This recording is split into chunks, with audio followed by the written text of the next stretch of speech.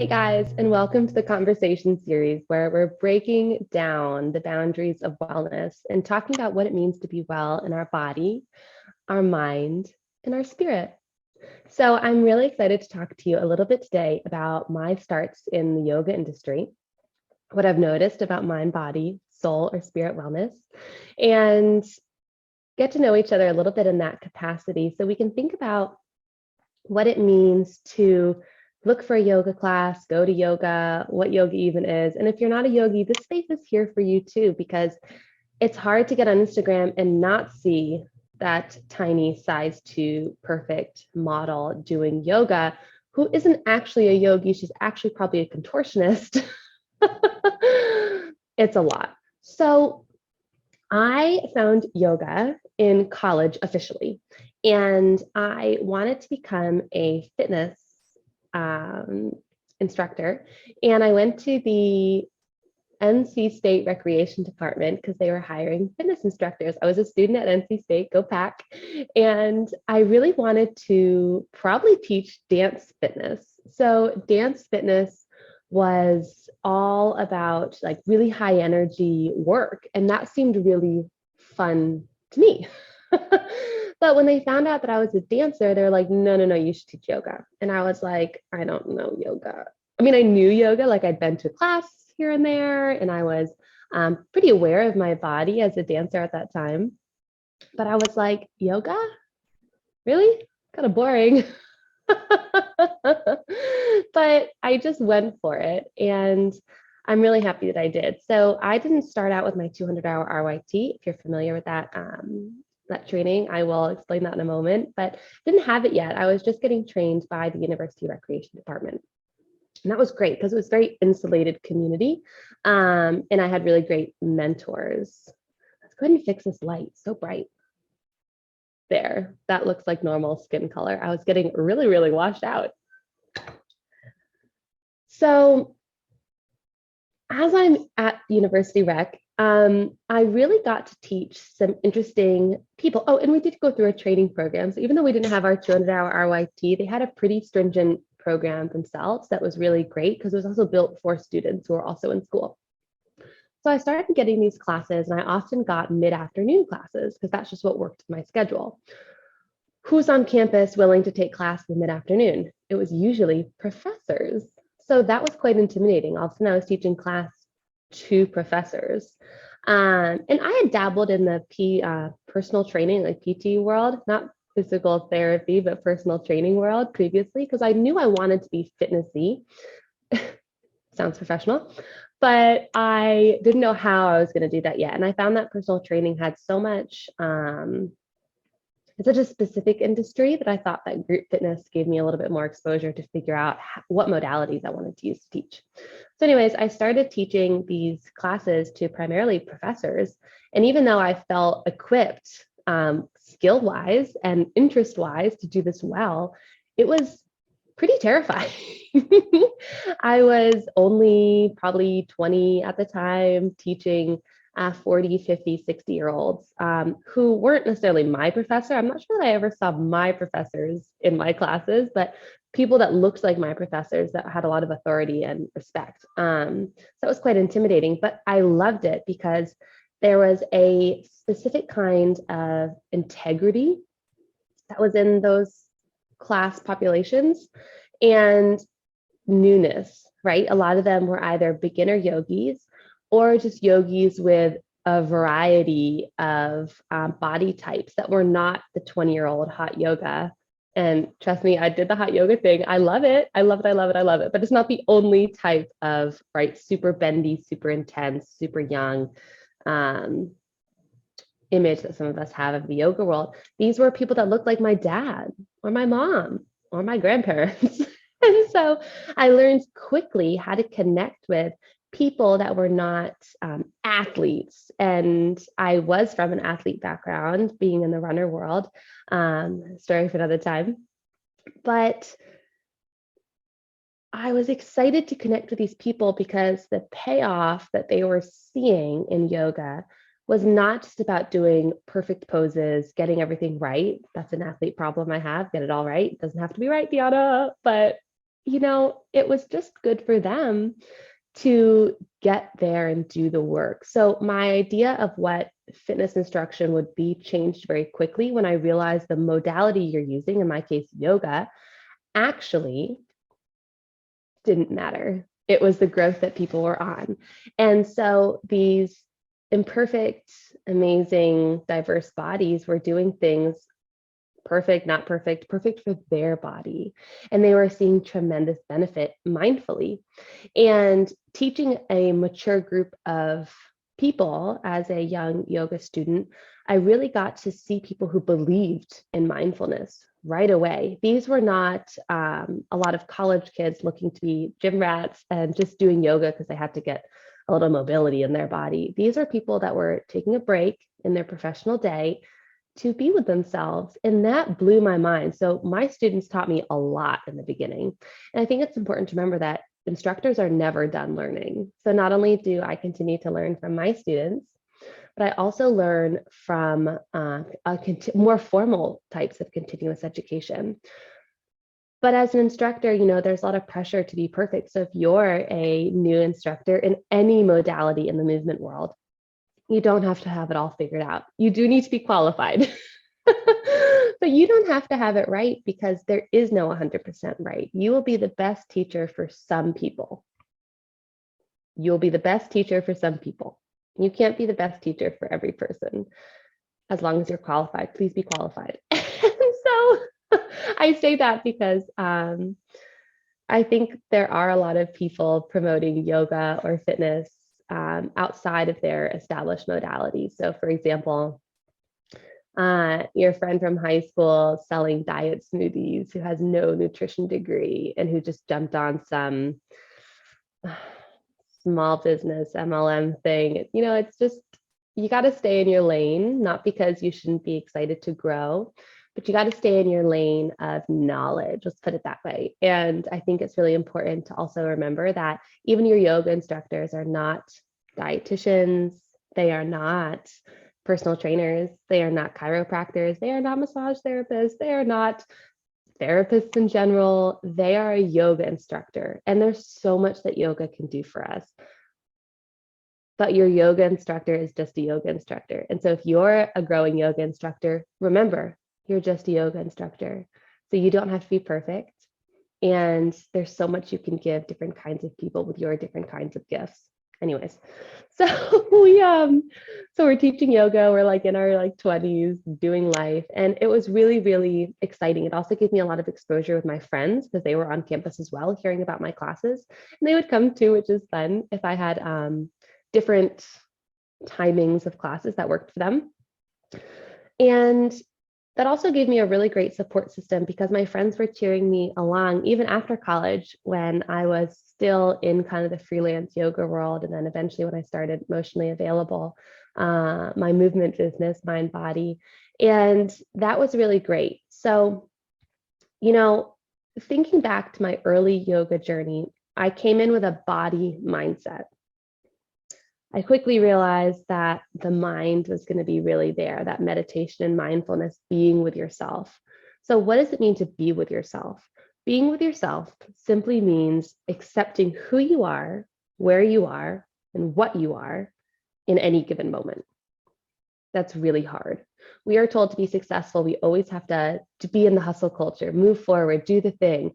And, even though mindfulness is becoming more mainstream, it's like, let's hustle to calm down, because if we're not giving ourselves salt baths and have the perfect crystal collection and have the most amazing loungewear, then we can't be mindful. And that's not it.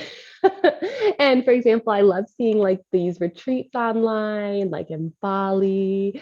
I love that mindfulness has more of a sway in the greater industry of wellness, but you don't need to go to Bali to be mindful. You just need to sit down with your cup of coffee and be with yourself. So then if we're thinking about being with ourselves, we can really think about what our soul growth is. What does this mean in our soul journey? And our soul is infinite. So we are spiritual beings in a physical body. And if you go to any yoga class, this is one of the hardest things to figure out as a new teacher and for my new practitioners, is that you get to class, you do the work, you do the poses, you're really stressed out about doing them perfectly. We got to let that go. But then we get to Shavasana and we have to quiet our mind and connect with something bigger, probably through our intention. And it's like, what does that mean? And trust me, as a 20-year-old new teacher, that was super intimidating to try to impart that kind of wisdom. And it's never a yoga teacher's job to do the work for you. That pressure is not for the teacher.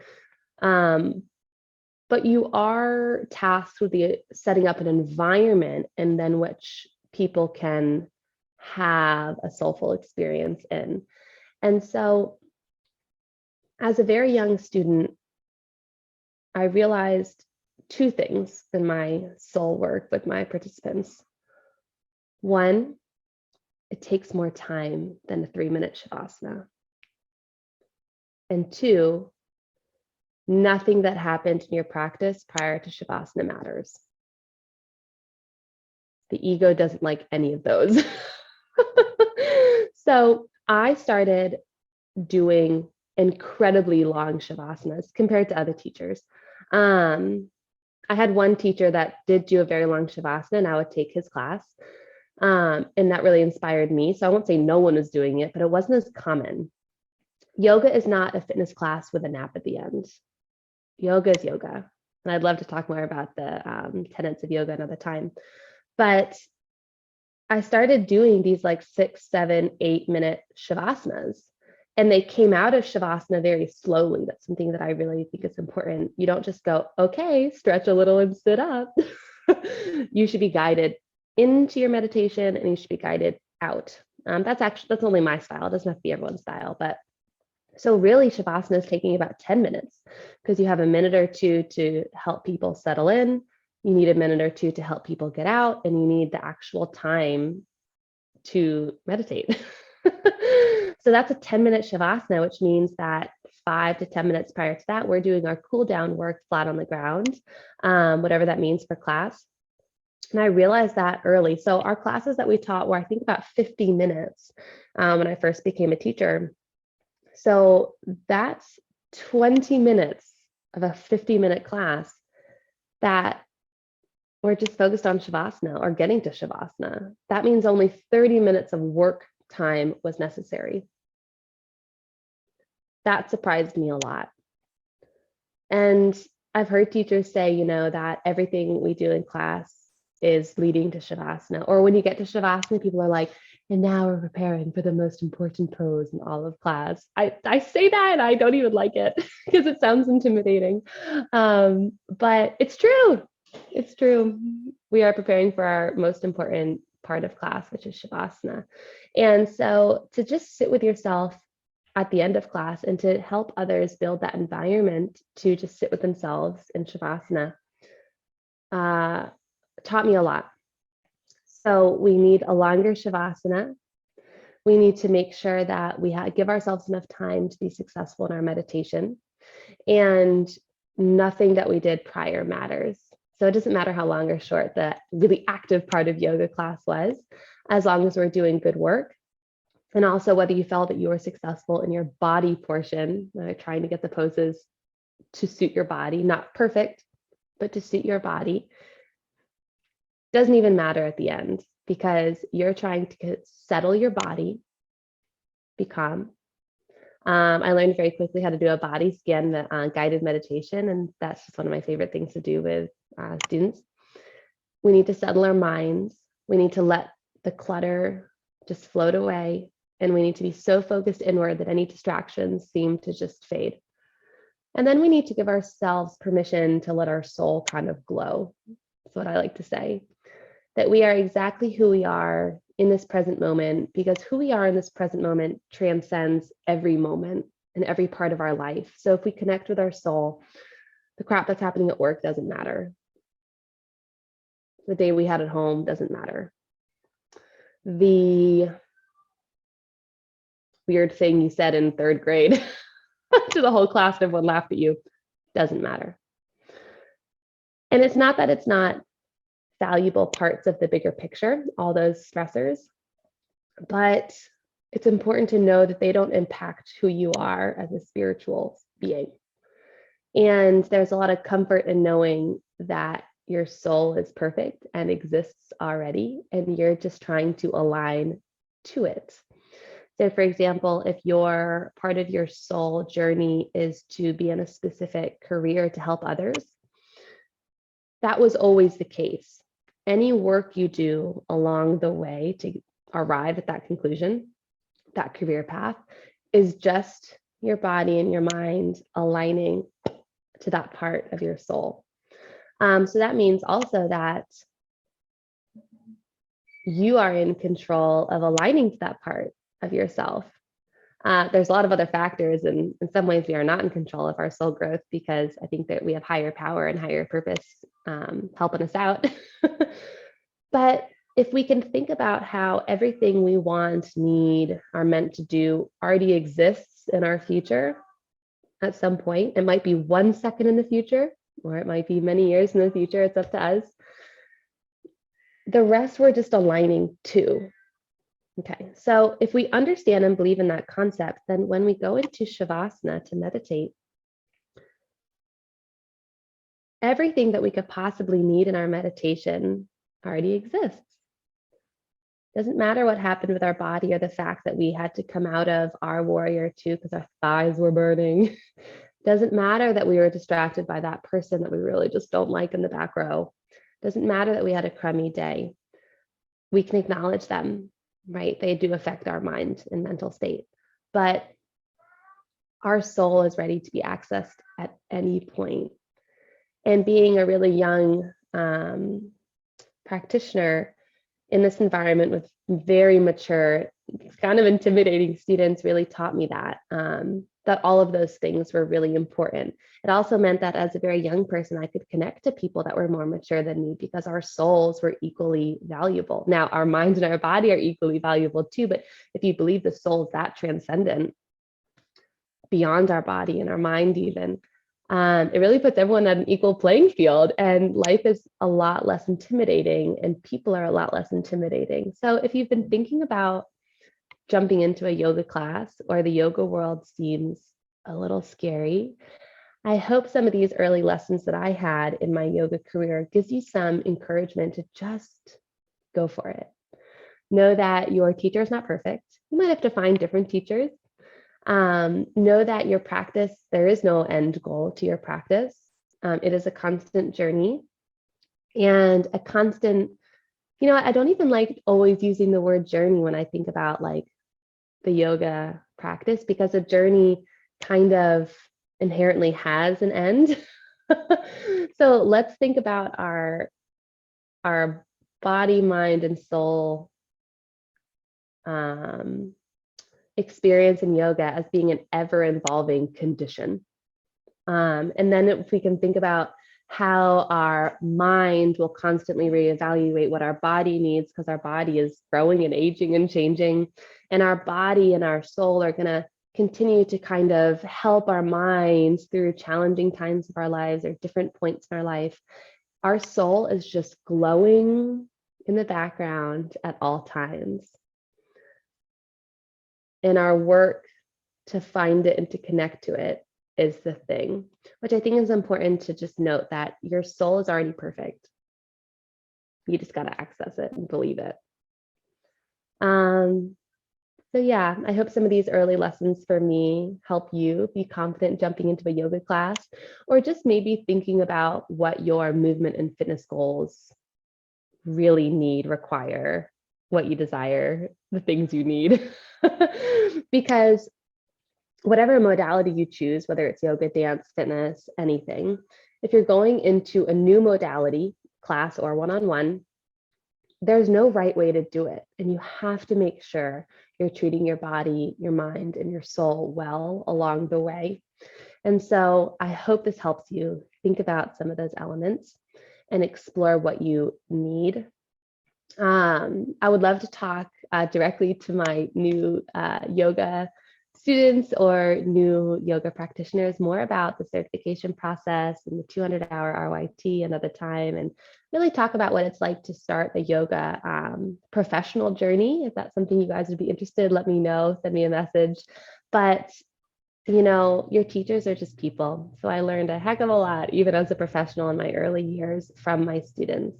And students have a lot to learn from their teachers and vice versa. We're all just creating an environment together. Okay, it's time to go. Have a wonderful rest of your day.